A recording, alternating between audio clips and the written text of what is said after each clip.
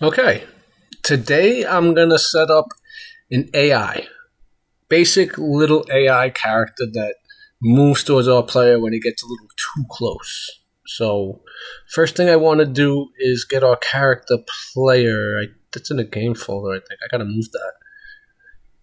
Let's grab that, open that up, and let's go to class defaults. Oh, it's right there. Type in tag over here in the little search bar, and you'll see tag. You got the array element.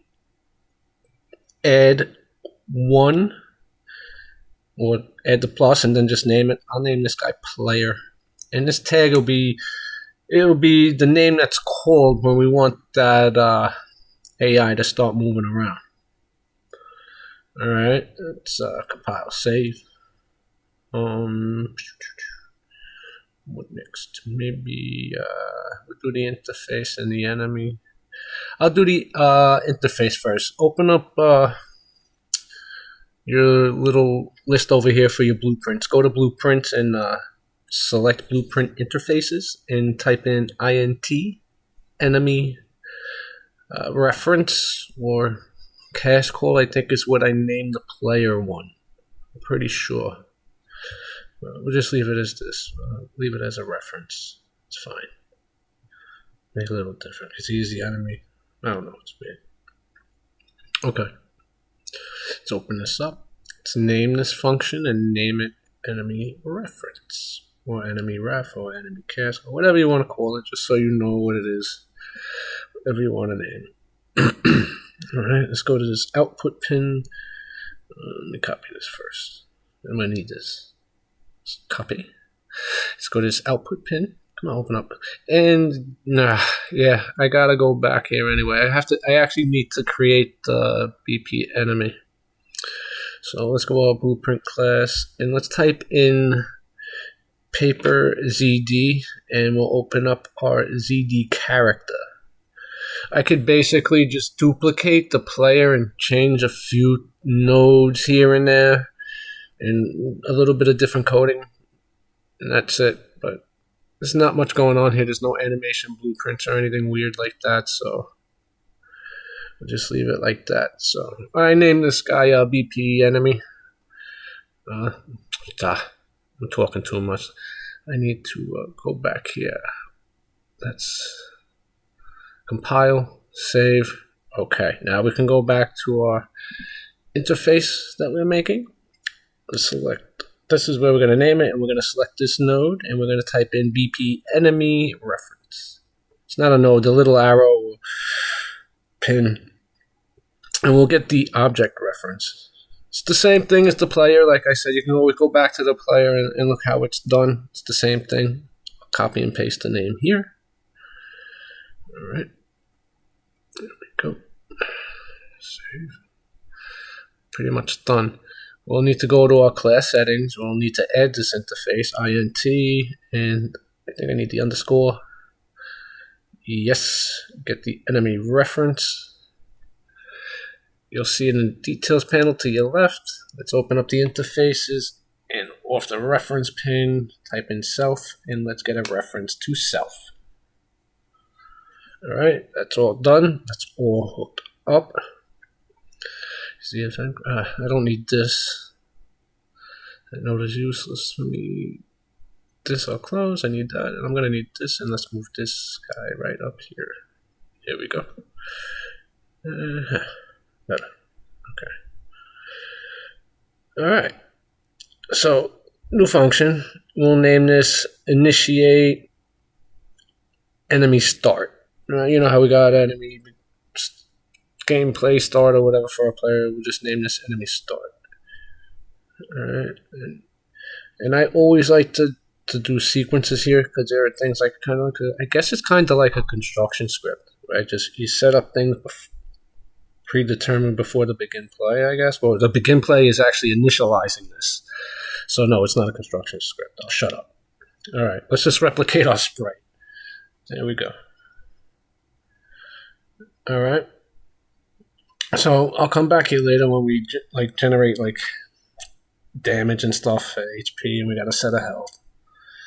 Alright, we're done with that. Our sprite is replicated. Alright. We do need to add a component and I want to add a collision sphere. So type in sphere and select the collision sphere. All right, should I put this in the sprite? I didn't do that before. It worked just fine. There it is in yellow. And that's going to bother me, no? Let me compile, save.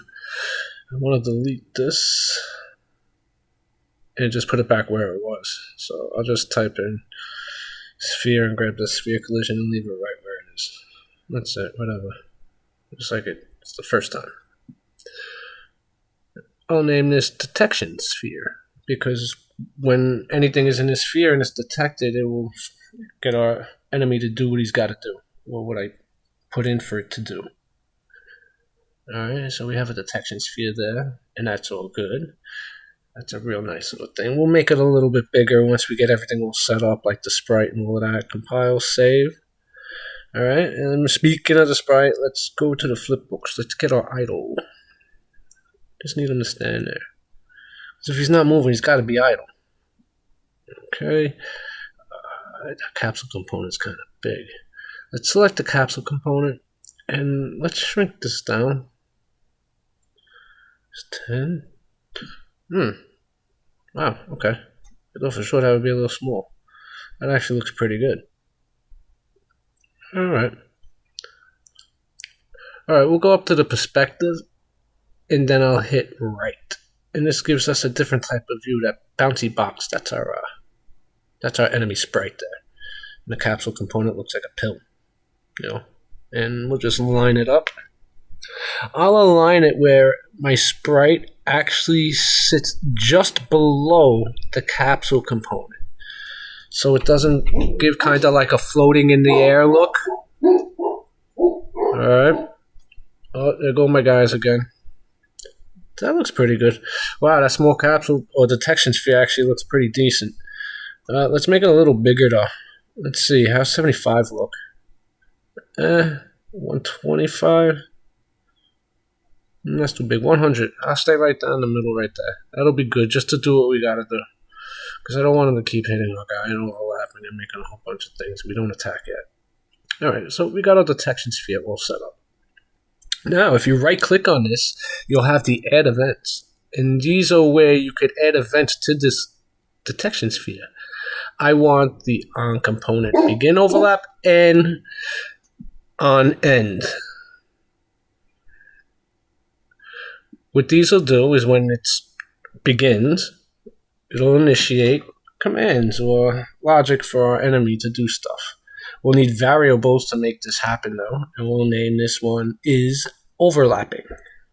Alright, we got our boolean is overlapping. That's exactly what it'll stay, a boolean. Okay. Sorry. Compile, save. Alright. There we go. Now, and this other actor, this is going to be fun because this other actor is where we get to use our tag. And when we pull off this pin, you could type in actor has tag, or you could just type in has tag because it will pop up the same way. And you'll get this note where it has a tag pin with a text block that says none. Now we'll get a branch note to feed off this return value, and we'll hook it up to our event beginning. There we go. All right. And then we'll take is our overlapping, put it to true, and we'll set overlapping to true. Okay. So when our selected actor walks over, it's overlapping. Could we copy this? Yes. Control D. After you highlight all your nodes, Control D. That'll paste them. Connect it and situate it nice and neatly. Because it's basically the same thing. It's just one's telling it that it's being overlapped and the other one's telling it it's not.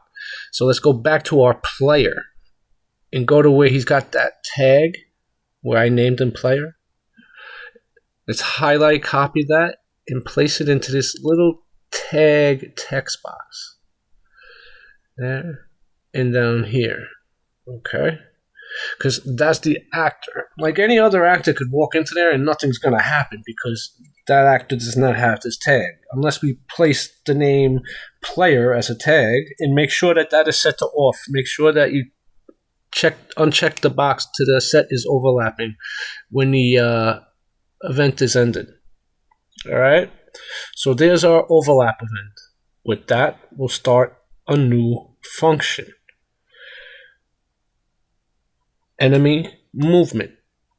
We needed to set up our overlap for this movement to sort of work to get started. Because this is how I did it. Instead of having them roam all the time, I'll initialize it with my player. So we'll get overlapping and we'll branch and connect the execution pins. All right. And then what I did too is I also took overlapping and I set it here instead of just coming off the true. And I'll explain in a few minutes. Coming off is overlapping. We want to add a movement input. We're going to need another variable for this movement input. If overlapping is true, and it is overlapping, we want a movement input.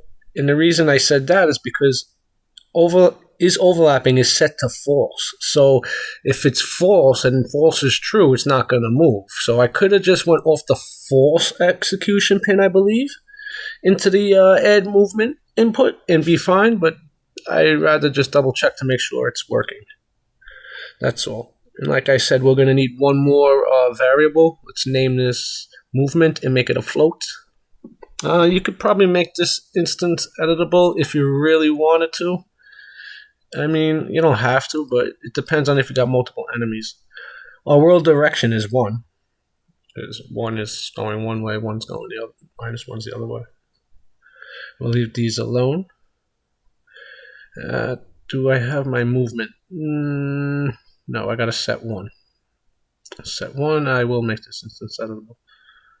Set 1, and then I will hook up the movement to my value. Alright. Now we gotta see if he's moving right or left. So we're gonna have to get the character. We will now have to get the velocity. And once we have the velocity, we'll pull off of this pin and get its vector length. Set that up and that'll return a float pin. And with this, we want to see if it's equal to or less than, or equal to, or less than. Same thing. I might want it greater than or equal to plus. What am I doing? All right, whatever. Let's just leave it. I think by doing it this way, I might actually have to rotate the sprite because I want it greater than, and that will keep it the direction. But since it's going opposite, I'll leave it less than and equal to 0. And then we'll pull a branch and we'll connect those two. From there, what I will do, I believe I have to multiply my movement. Yes. And that would go from the true because that's backwards. Alright. I have to get my movement. So I have to get a couple of booleans, and I believe I need to is moving right. Because I need to know if my character is moving right. I'm sorry, thinking in my head at the same time I'm doing this. So, and it's not like a set way of doing it, which is probably a poor way to show it. But okay. Is moving right is there. If true, I want to, what do I want to do?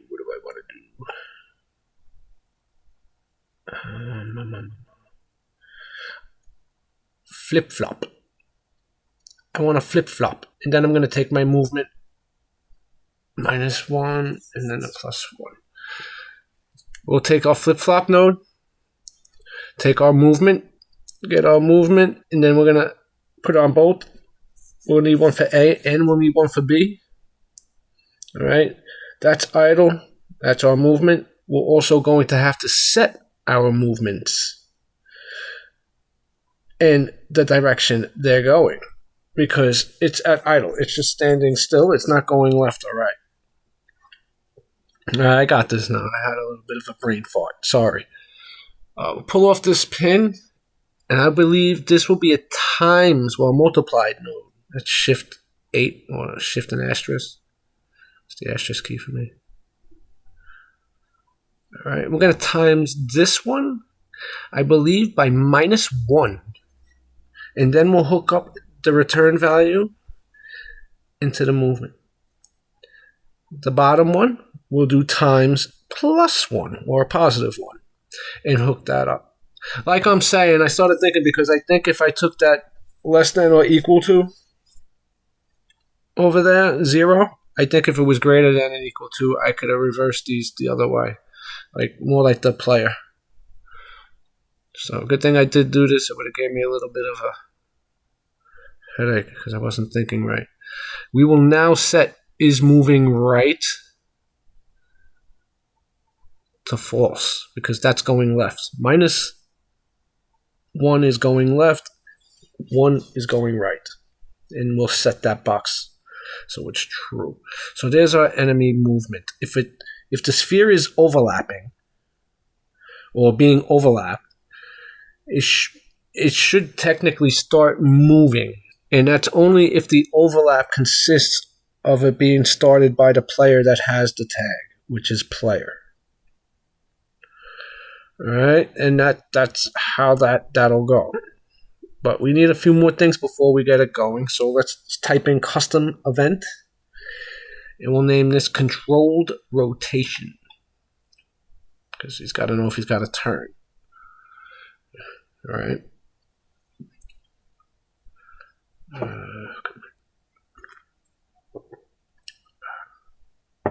right. Well, controlled rotation is basically the same exact thing, except we're not controlling it.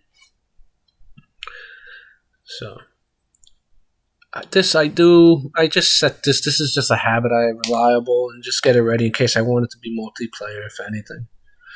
But you don't really need to do that at all. Not right now. It's just really a single player game. It won't hurt it.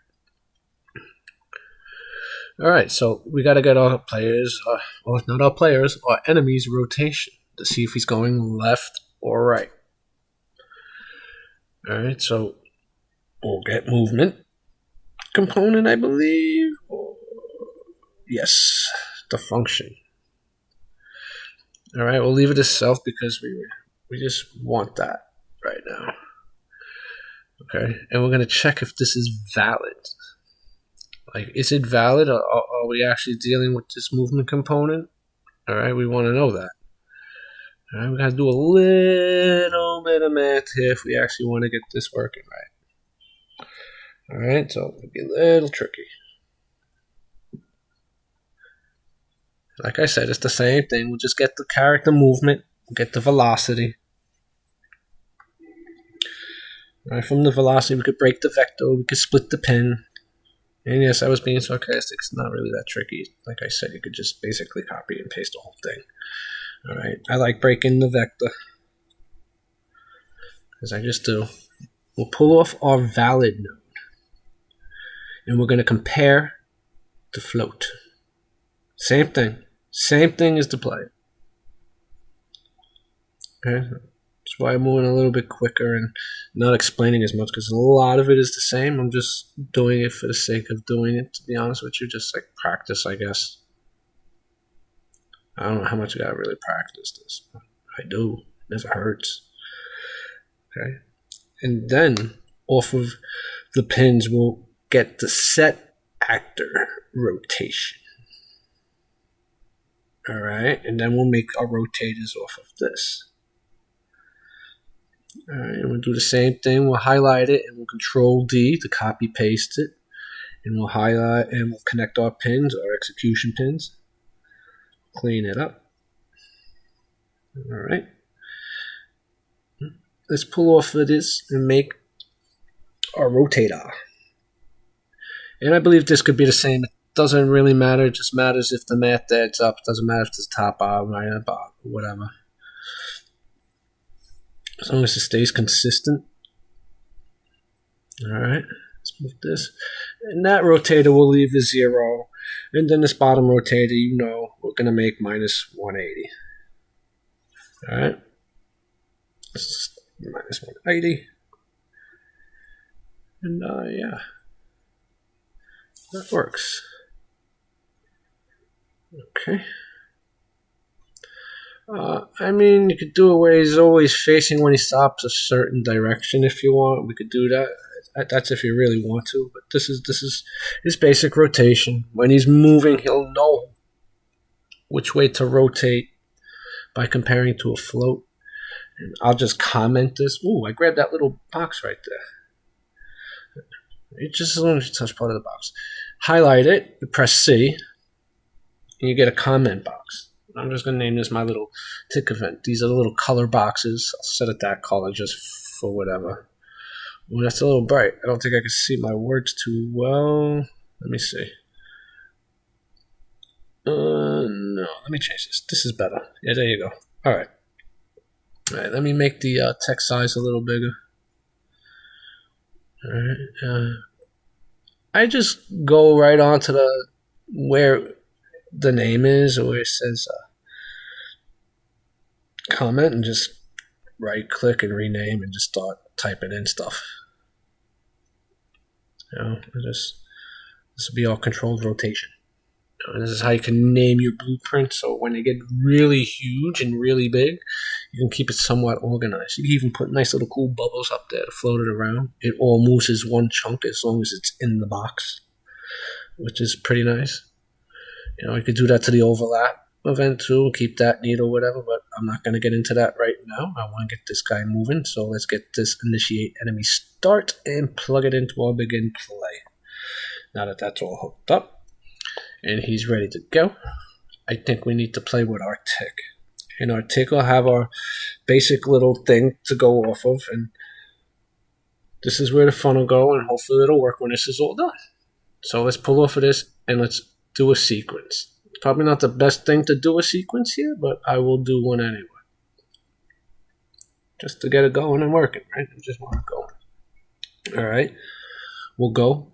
We'll take our enemy movement.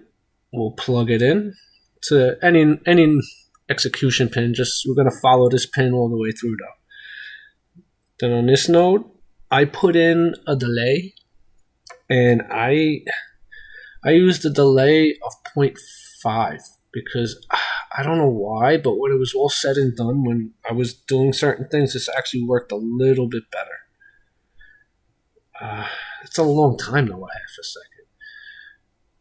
Let's connect our control rotation. Yeah, I think 5 might be a little long. I could go 0.3. Go 0.3. It's fine. All right. There you go.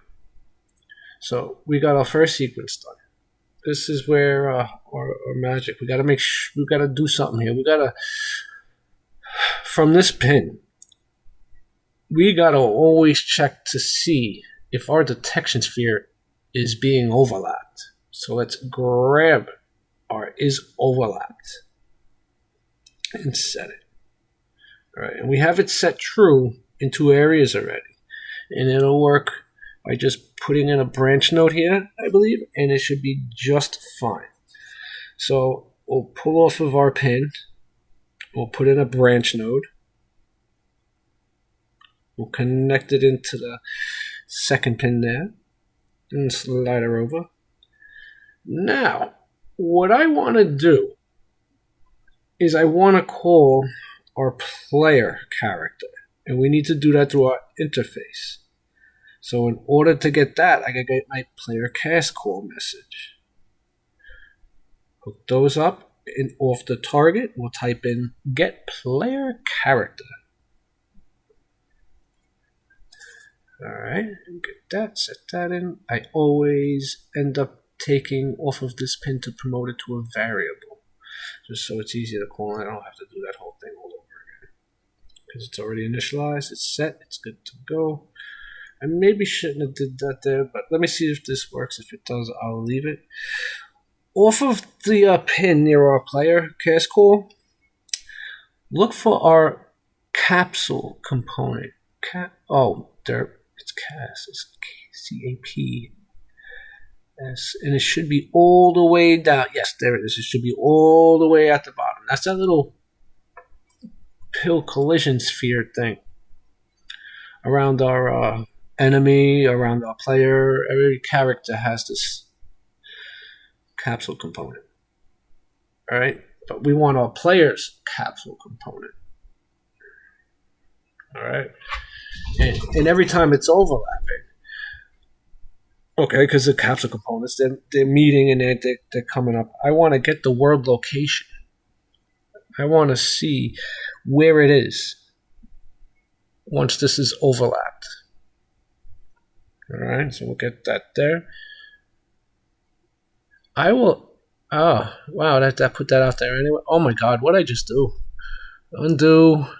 Get that. I pulled off that pin. I'm surprised that gave me that actual other node. I didn't need that. I'll break this or split it. And off my X value, I'm going to subtract from my player's capsule component. So here, I'll get world location, because I just realized it did that. And where is the one? Get world location. Rotation, location. Right here. And there we go. I want the capsule component from my player, but let's break this. There you go. We'll split that. Now we got both our return values on the X.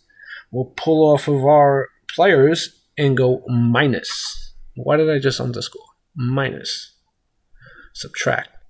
And connect it to the X value of our enemy. It's going to bring them closer and closer together. They're going to start. Ooh. They're just going to end up seeing which direction he's actually heading, right or left. That's all. All right. So if it's greater than or equal to 0, all right, you get a branch. And we'll connect that all the way back here to our promoted variable that we set.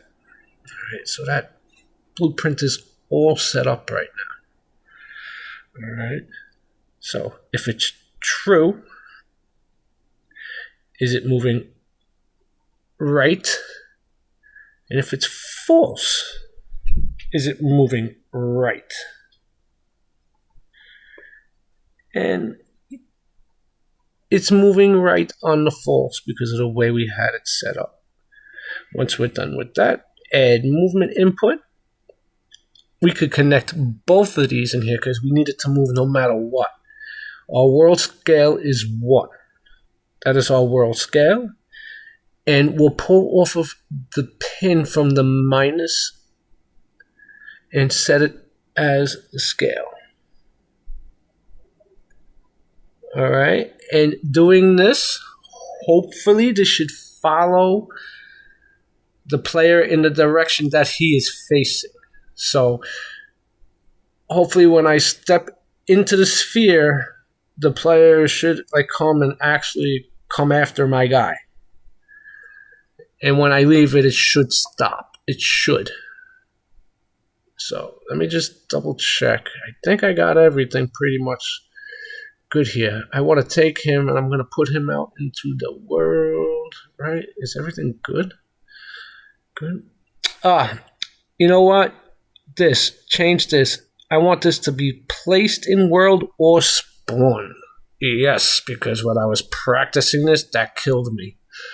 I knew I needed something. Look, I did something right. Now we can take this bad boy. Put it back out here. Here we go. He's outside. That was a little tiny one. I'm telling you, I think he's off. Probably is with me, but we'll fix that. It's not a big deal. Let me just, I'm just going to align it so my character there's only an x-axis. There's no y up and down, so it can only go left and right. So I don't want no weird glitching or jitteriness to happen because my camera isn't actually set up for the collisions correctly. So I'll move it just slightly towards the beginning of the sphere. Let's see if this works. If this works, he should spawn and come after my guy. And then if I'm fast enough to leave that sphere, he should stop. And this is taking a little bit. Oh, God. All right. My dozer buddy. Are you playing? Did I click you? Yeah, I did. Oh my God. Yeah, he is super small. Oh my God. Does it work though? Let's go. Oh my God. He zooms. Look, he's stuck to me. Oh, character movement, guys. I gotta stop this a second. Let's go into our enemy character. Alright. Character movement. Go down. I think it's on default. I could disope. I'll play with this a little bit. Where is it? No. Just skip it. No, there's 600. I want 45. Leave it at 45. Alright. We could do that. Alright. It's a little small right now, but capsule component's good. Let me play with this a little bit. 175.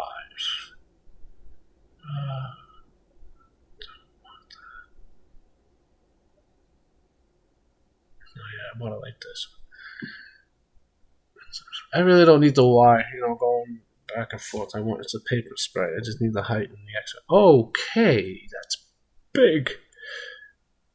That looks a little better though. Does it work? Let's see.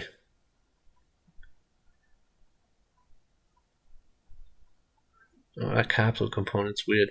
Let me fix that first. Spread it up. See, that's more like I think my character was. It should be slightly bigger, this dude. Because he's a robot. Kind of. Supposed to be anyway. Be whatever you want it to be. Let's just readjust our sprite. Same way, just have it slightly below the collision capsule. The capsule's a little small. Let me make it a little bigger. Let me just situate this more in the center. Okay.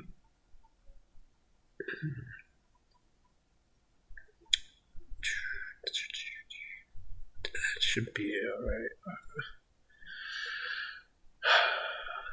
This should be fine. Let me see.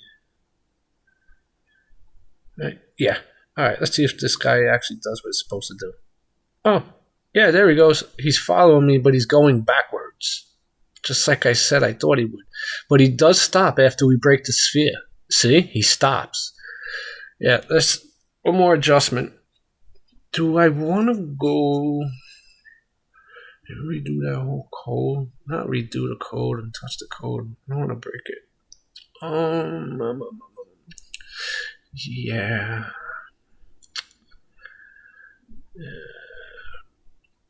Like I'm thinking if I just want to fix it here just to get it out of the way and do it, but I don't know if I want to. I just might actually just go and flip it because it's so much easier to just go into the sprite. Why do I have these problems? I shouldn't. Let me just do this real fast. Let's go to the sprite. Up on the top of your bar, you got that little circle. You could kind of rotate these with the blue. I want to turn it 180. Just turn it a totally different direction because that's the direction it needs to face because that's how I have it coded. Now if we play this, everything should work correctly. Should face the right direction. See? He looks at us, he turns, he comes after us, we leave the sphere, and there it goes, he stops. I showed you in an episode or two ago about these cool little features. We could double check if everything's working. If our overlap is working, all right, we could just go over to these and we could pull off some print strings and make some print strings. and tag up those return pins to the other pin. This will be true. We'll leave it like this. We'll just leave it as default. We'll just change the color. We'll hook them up. And we'll take our return pins and hook them up as such. And just change the color to whatever one. Like I said, top is true, bottom is false. True, false. It's the Boolean. The Boolean that's true is going to be marked true. Boolean that's marked false will be marked false. And you'll see that at the top left of your screen. We'll use orange for true. Oh, why does that look like that? We will use more like a red for false. Alright, just to show you that that overlap is actually working. Alright, compile, we'll save. We'll press play. And we'll start walking. True. We just went over. We just left. False. It's got a little bit of a double there for some reason. Yeah, it's false and true, false. It's probably because of how I have it all doubled up, but there's no errors and it works great. I'll hook up the animations next time around, and then after that we'll go to some enemy attacks and then do our HP so they can fight. Thank you. Have a good one.